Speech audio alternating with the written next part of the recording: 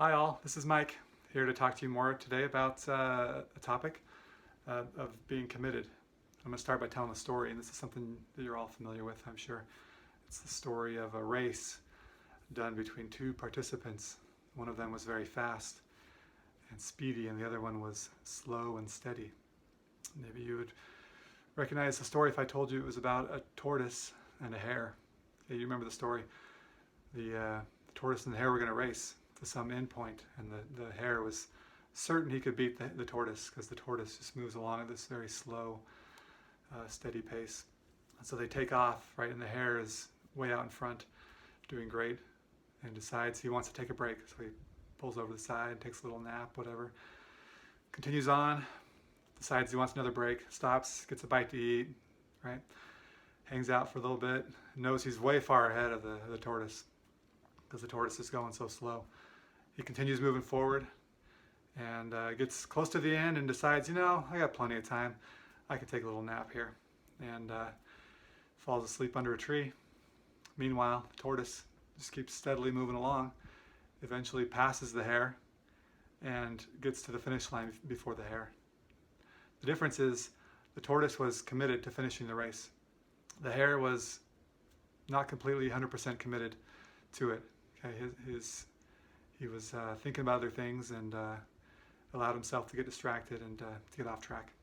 So I want to share some thoughts with you today about what it means to be committed.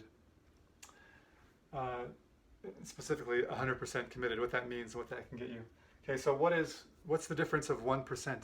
What's the difference between 99% committed and 100% committed? It's everything. 99% committed means you've left the door open for anything to happen, anything to stop you from moving forward and to keep progressing. You've given yourself, you've opened the door to allow yourself to take a break, or to just this once, right? Those types of things. That's a big difference. If you're 100% committed, that door is closed. There's no question. You don't have to wake up every day and decide whether or not you're going to move forward and take that action that you've committed to. You know you're going to do it. There's no questioning it. Whereas 99% committed means every morning, for example, as you're getting up to exercise, you're deciding, okay, do I want to do this today or not, right? And if you're 100% committed, the decision making is not going to slow you down and hold you back. The next thing that I want to mention is do your best. I've heard this throughout my life, and I always thought, well, do your best. Yeah, but my best, I can always do better, under certain conditions or whatever. I can do better than what I'm doing. So the word I want to add in here is do your sustainable best. Okay? If it's not sustainable, then you're not going to continue doing it. You're going to burn out, and you're going to not be able to continue moving forward. Okay? So do your sustainable best. The last thing I want to mention is self-discipline. There's a story about a guy who was really interested in maintaining good health, and so he would avoid sweets, except for one opportunity. He would allow himself to eat a bowl of ice cream. That was whenever there was a full moon.